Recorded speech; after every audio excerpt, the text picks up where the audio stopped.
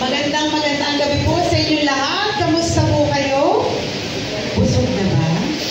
Ang ganda ng events place ni Chairman Danny. Maraming salamat. At maraming salamat sa ating mga kanilang Chairman na tumulong para gawin itong posible para sa atin. At maraming salamat sa lahat ng mga chairman at mga barangay officials na narito ngayon. Isa lang ang gusto kong sabihin muna, ang gaganda at ang gagwapo niyo suot ang t-shirt na mga suot niyo.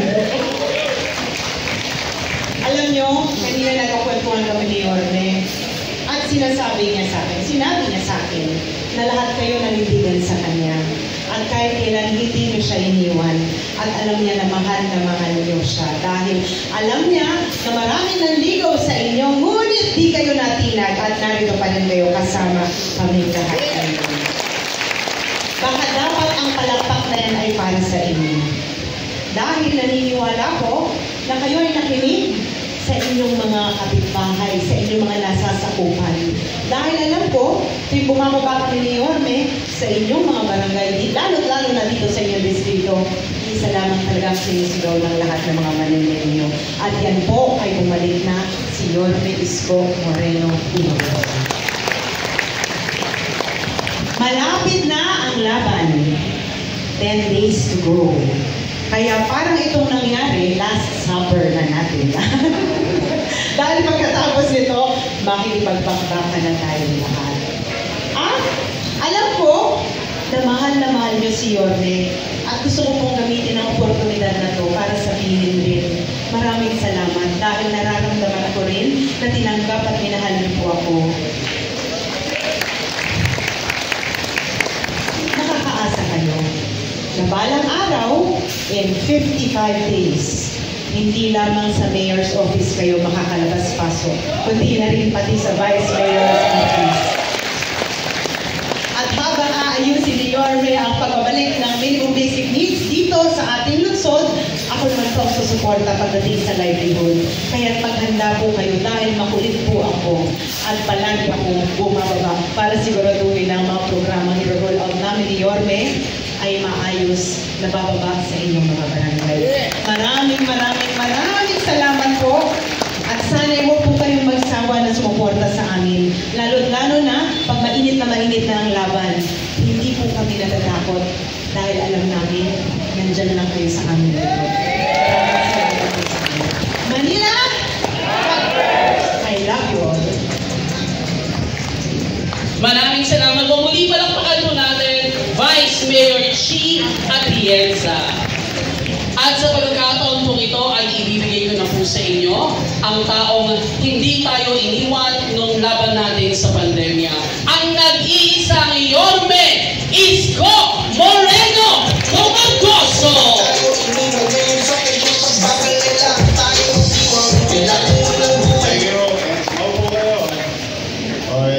Busog ba kayo? Magandang gabi. Una, salamat sa Diyos. Bagamat masama talaga ang mga panahon ngayong mga araw na ito. Naparito kayo, malulusog, ligtas, buhay tayong lahat. Kaya mag-iingat kayo dahil pagdating na ng Abril, mas lalong iinit ang panahon. Yung iba sa inyo dito, mukhang konti na lang ang birthday. Pero konting ingat lang. Chairman Mario. Girl, happy birthday! Big time naman itong pa-birthday mo. Ang lakas mo kay Randy. Anyway, ako yung nagpapasalamat. First time na natutuwa ako kasi itong pagsasama-samang kainan natin. Natutuwa ako kayo pa gumastos. Kaya bagay na, alam mo sa totoo, na-appreciate yun. No? Ako, Randy, maraming salamat pare. Maraming salamat sa inyo, sa inyong grupo at sa inyong lahat. Sila dito, wala akong ano rito. Hindi ako na-playdan dito. Sigurado yun. Natutuwa lang ako na kayo nagsama-sama, nagkakainan tayo. Pero kayo pa yung gumawa nito, kayo pa yung nag-usa nito na magkaroon tayo ng event ngayong gabi. Kaya muli sa inyong lahat, mga kagawad at mga organisasyon, sa CPSI at mga chairman, thank you very much sa inyong lahat. Thank you talaga. Malapit na. Konti na lang. 54 days ba? 55 days. Ilang buwan na namin kayo nakakasama. Araw-araw, nasa town hall meeting kayo. Gumagastos kayo. Napapagod kayo. Yun naman alam niyo, ako, habang ako'y palabati sa tao, pero yung mata ko, walang kapao. Malawak ang nakikita ko. Kaya ako kayo laging na-appreciate dahil nandiyan kayo sa KFB. Huwag kayong magkamaling hindi ko kayo nakita. Matulis ako. Kaya lang, siyempre, pag ako'y nasa publiko na, minamabuti ko na lumapit. Minamabuti ko na akapin, ang kayang akapin, bigyan ng pansin yung mga taong dumako sa atin dahil tayo, lagi naman tayo pwede magkita anytime. Pwede natin text nyo rin naman ako. Kumbaga, we can always see each other. Kaya lang, pag nasa publiko talaga ako, gusto ko lagi lumediretso sa tao. But kaya ko yan sabi, gusto ko lang sabihin sa inyong lahat na na-appreciate ko yung hirap at pagod. Halos 8 buwan na kayong sumasama sa amin. Ngayon, marami sa inyo, itinukso na ng kabila. Pero, pinakatatagan ninyo ang inyong kalooban. Yun, may tanto sa akin yun. Iba ang tinitingnan sa piniliputan. Ngayon, mas tumindi ngayon, mas bahana kayo ngayon, dublado na. Oo nga kaya nga ako natutuwa, wala naman kayo nakikita sa akin, mga porbensyo, paminsan-minsan, gusto kong suklian, yung huwag lang masabing natabla kayo. Kahit pa paano, in my own little way, yung may paramdam naman namin yung appreciation namin sa inyo. Pero ulitin ko, may tantos kayo sa akin. Alam mo, sa bingo, 5 lang ang numero. Pwede kayong bumingo sa akin. But then again, here comes reality. March 28 is the day. The day that we will go around, meet more people, see more people in our community. I hope kung kayo'y wala namang mga gawain, halimbawa, wala kayong gagampanan sa barangay, o kaya wala kayong schedule, huwag niyong iisipin na kailangan pa i-informahan namin kayo. Hindi. Pwede kayong pumunta anytime. Ayaw ko lang kayong gagambalain unless may particular tayong okasyon na padadala naman namin ang aming mga opisyal na notifikasyon or sulat. Ngayon, usapang sulat. Usapang liham. O, nagsimula na tayo sa bating panimula. O, nagkaroon na tayo ng katawan ng liham. Nako, doon na tayo sa bating pangwakas. Ayun, kayong mag-alala. Pagkatapos ng bating pangwakas, meron pang tinatawag na ladda. Ayan ang mga bahagi ng liham. Kaya itong mga araw nito, huwag kayo masyado naglalayo. Baka maya-maya, makita niyo si Bam. Makita niyo si Galima. Hindi naman basta ako. When I appreciate things and try to, gusto kong bumalik naman. Mabalikan naman as a matter of total yung ating mga nagtitiwala sa akin. March 28, we'll launch our campaign officially. And siguro, ang isang wish ko na lang, maging ligtas ang lahat. Dahil habang papalapit ang kampanya, ngayon lang ako, ang tagal ko na po, almost 27 years. Marami na akong eleksyon, pinagdaanan. Pero ito yung pinakapikon na eleksyon. Diba ang ano ngayon, nagugulat ako. Masyadong dinidibig, masyadong personal. Kaya sabi ko kay James, good luck sa barangay hall mo. James, gari na. But, alam ko na, ngayon lang din ako nakakita, yung incumbent, sisiraan mo yung challenger. Di ba usually dapat yung challenger ang sumisira sa incumbent o gagawa ng mga kwento.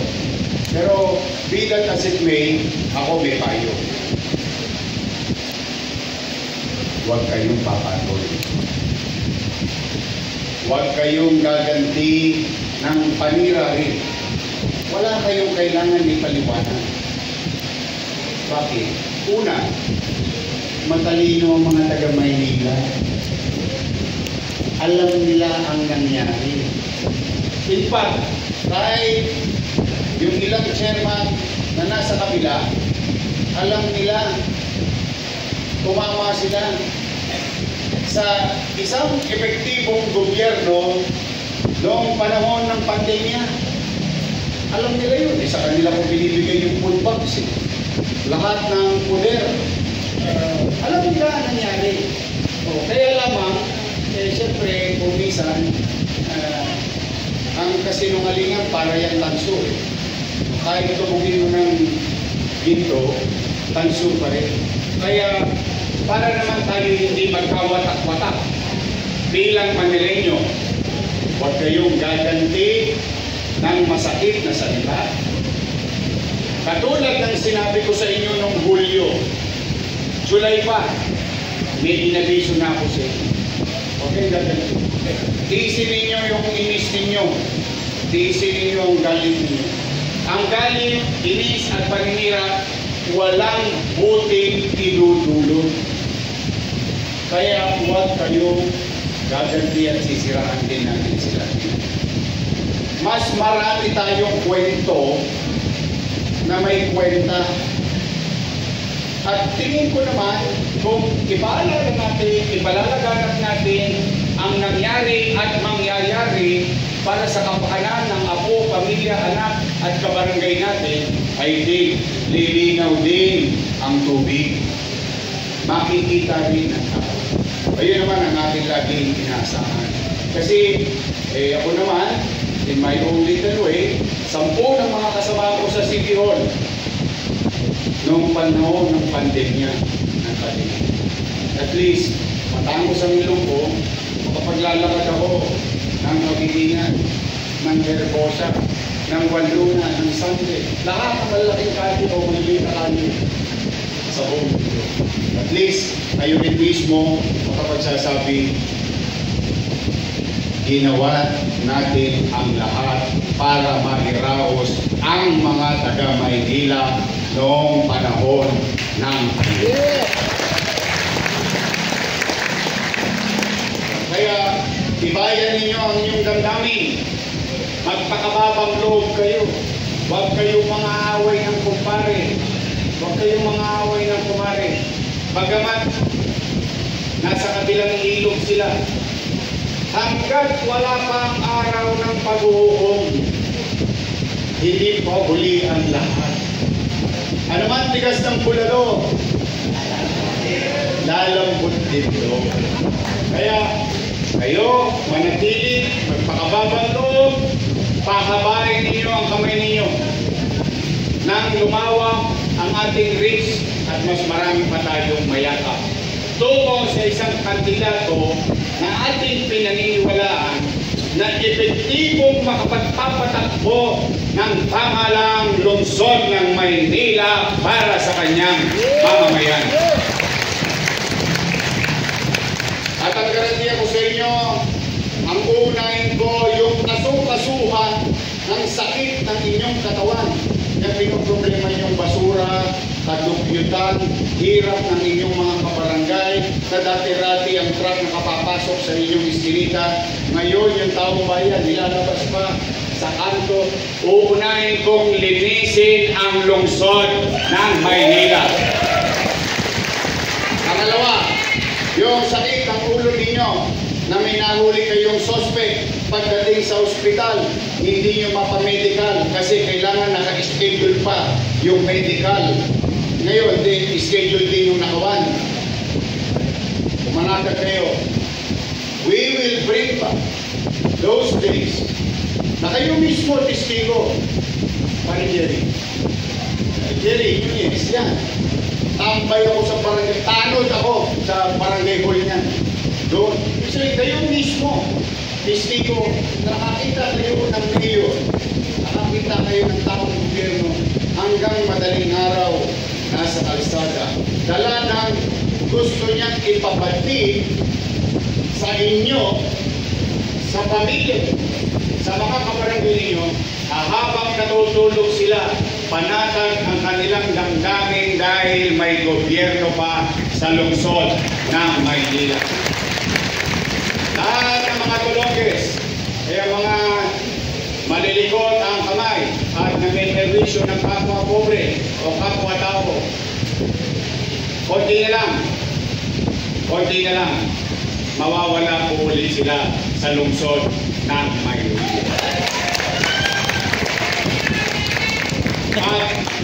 Let me share this to you. I've shared this twice already. This is my third time.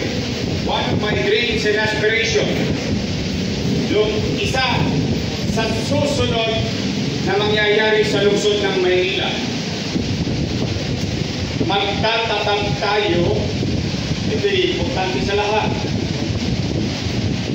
Dahil sa dami na ng ospital natin, 6 na ospital plus yung pang-7 sa Paseco, we will produce more doctors and nurses and medical field practitioners in the city of Manila dahil ihiwalay ko na at itatatag ko na yung nabilbing kong programa na akala ko itutuloy nila magtatayo tayo ng pamantasang lungsod ng Maynila College of Medicine sa building ng Hospital ng Maynila.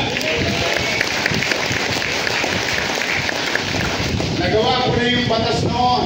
Nagawa ko na yung award noon. Dahil yung ginawang bagong ospital, may luma tayong ospital. Ang gagawin na lang, sana nila, i-retrofit yung lumang ospital at gawing eskwelahan. Dahil ang pamantasan lungsod ng Maynila ay magaling nagpo-produce ng top-notch medical graduates or medical school graduates.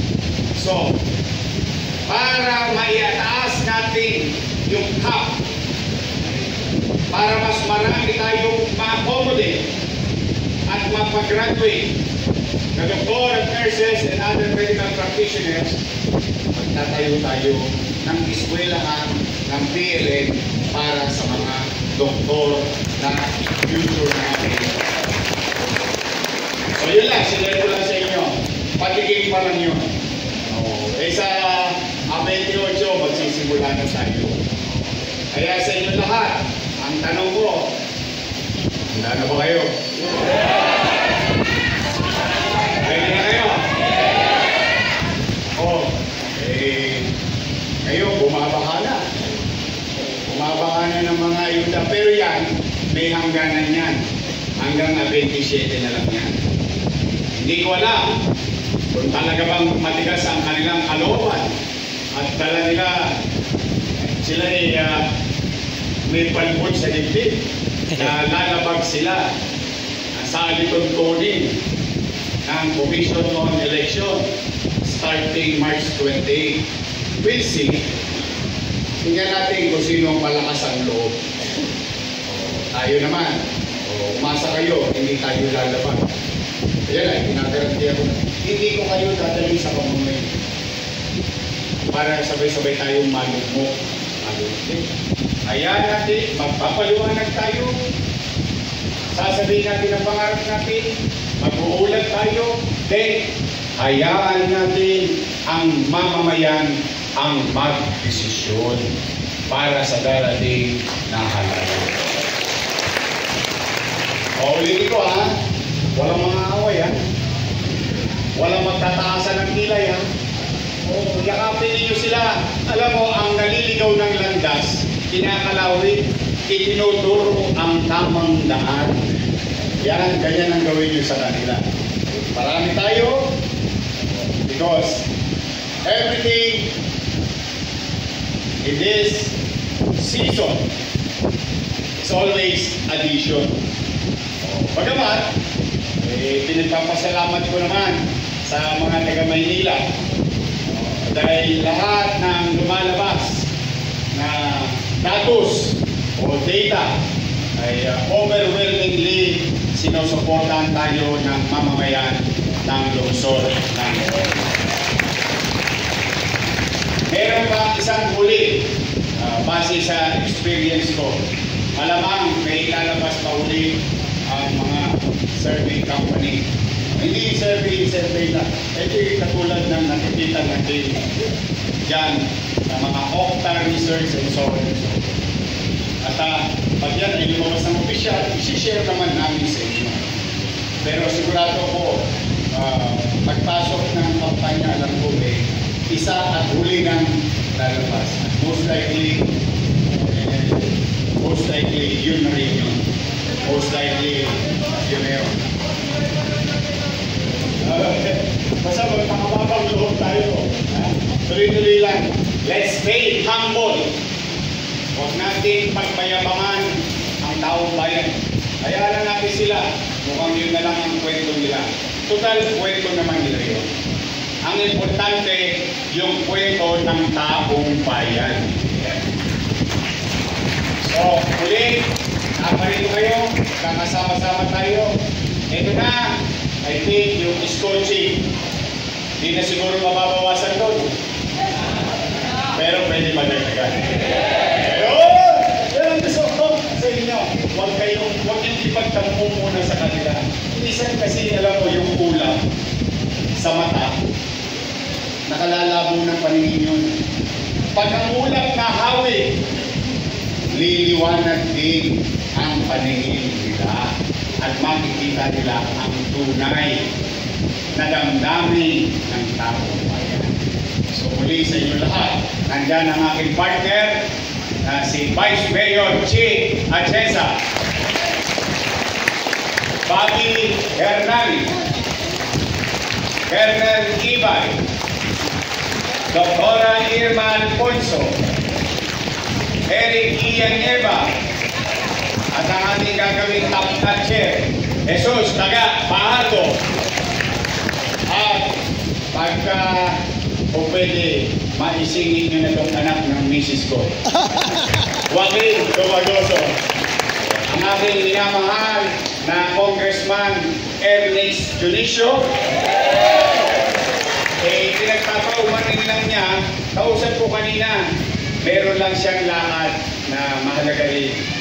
Dahil sabi ko sa kanina, pare, mga lawig ka pa ng mga lawig dyan.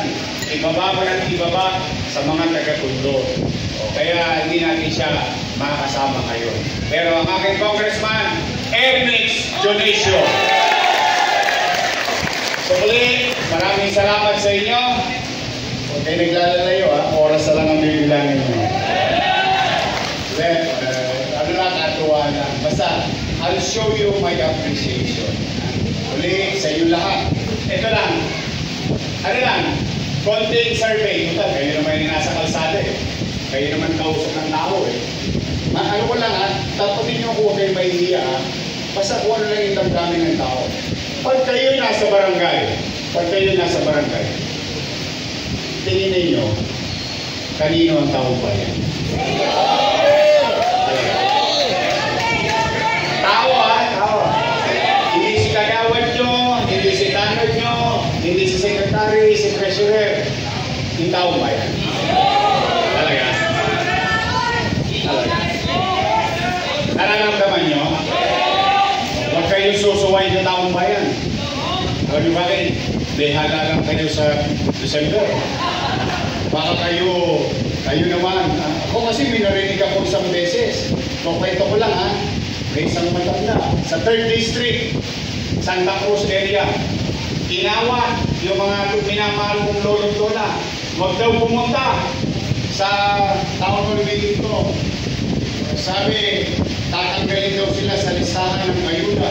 Hindi, sinabi ng chairman. Kaya na hindi siya makakalimutan. Natanggal ako siya.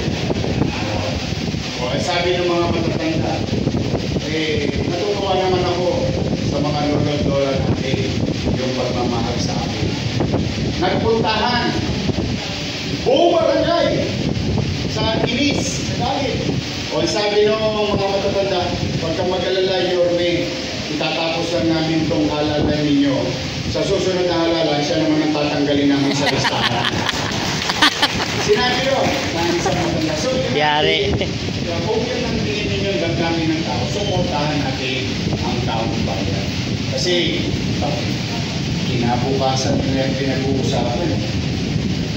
Buhay natin sa lungsod, sa mga darating na panahon. So, muli, mag-ingat kayo. Mahaba pa ang gabi. Andun ako rito. Malamang ako ang na-text sa asawa ninyo. Mami, pasensya ka na. Pinumaga kami, kasama namin si Yorme. Marami kong umagahin ngayong gabi.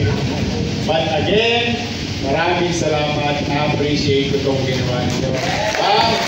Kalima, Randy, o yan, mga tropa-tropa natin lahat dito. Che! Bongga talaga birthday mo. Birthday mo, nagpa-party ka na, may sukli ka ba? Sige, mag-ingat kayo. I'll see you soon. I hope makasama namin kayo sa 28 kung wala kayong gagawin. At sa mga darating pang mga araw, dapat kami ng destino sa District 1. Kasi, syempre, alam mo naman, 1, 2, 3, 4, 5, 6, 1, 2, and so on and so forth. Mag-ingat kayo sa pag-uwi, tatagan ninyo ang inyong kalooban. Be firm, but stay humble. Pumayo kayo at magparami. Pagpalain nawa kayo ang Pong Magabal. Manila!